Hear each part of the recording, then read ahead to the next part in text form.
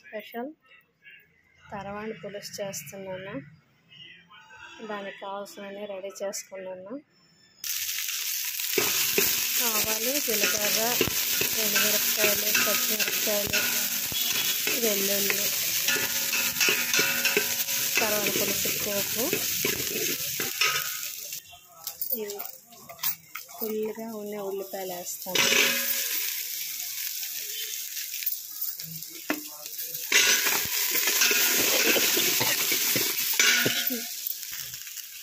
వెల్లుల్లిపాయలు ఫుల్గా ఉండేవి,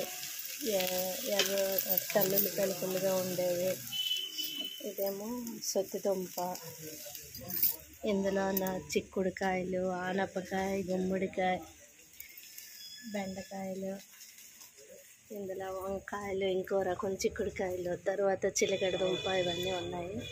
ఇవన్నీ ఒకటి తర్వాత ఒకటి పోపులో వేస్తాము. నూక కొంచెం వేయించుకొని పక్కన పెట్టుకున్నాము, ఇది కూడా వేస్తాము.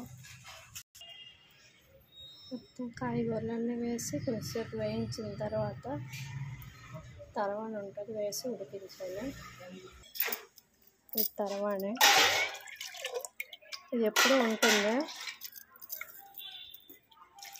అదే లక్ష్మీ చారు అంటారు, మజ్జిగ చారు,